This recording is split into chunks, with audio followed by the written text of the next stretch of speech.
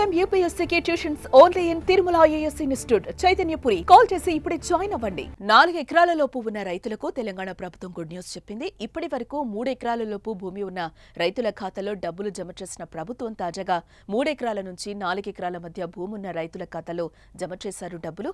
దీనికి సంబంధించి మంగళవారం తెలంగాణ ప్రభుత్వం 200 కోట్లను విడుదల చేసింది.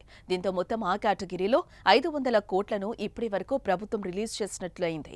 మొత్తంగా 54.74 లక్షల రైతులకు 4,666 కోట్లకు పైగా నిధులు మంజూరు చేసింది. ఈ నెలాఖరులోపు అర్హులైన ప్రతి ఒక్క రైతుల ఖాతాలో నిధులను మంజూరు చేయనున్నట్లు ప్రభుత్వం చెప్తోంది.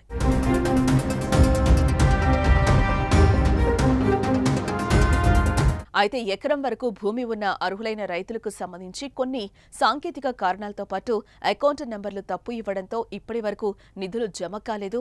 ఇటీవల వ్యవసాయ అధికారులు వారి నుంచి సరైన వివరాలను సేకరించారు. మరోపక్క కొత్తగా పాస్ పుస్తకం తీసుకుని రైతు భరోసా పథకానికి దరఖాస్తు చేసుకున్న వారికి కూడా నిధులు జమ కాలేదు.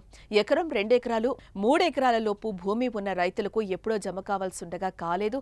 తాజాగా వారి అకౌంట్లలో కూడా నిధులు జమ అవుతున్నాయి. కొత్తగా పట్టా పాస్బుక్ తీసుకుని సంబంధిత ఏఈఓల ద్వారా రైతు భరోసా పథకానికి దరఖాస్తు చేసుకున్న వారు వారి అకౌంట్లను చెక్ చేసుకోవాలని అధికారులు తెలిపారు.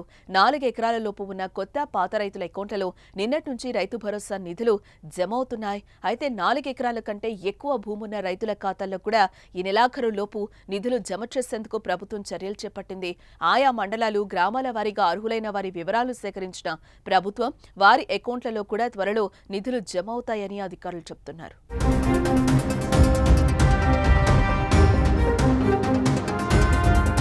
మరోపక్క తెలంగాణ ప్రభుత్వం రైతుల సంక్షేమం కోసం ఎన్నో పథకాలు అమలు చేస్తుంది. వాటిలో ముఖ్యంగా రైతు భరోసా పథకం ఒకటి. అయితే గత ప్రభుత్వం దీన్ని రైతు బంధు పథకం పేరుతో అమలు చేయగా కాంగ్రెస్ ప్రభుత్వం రైతు భరోసాగా పేరు మార్చి ఎకరానికి అదనంగా 1000 పెంచింది. 2 దఫాలుగా ఒక్క సంవత్సరంలో ఎకరాకు 12,000 రూపాయలు జమ చేయనున్నారు.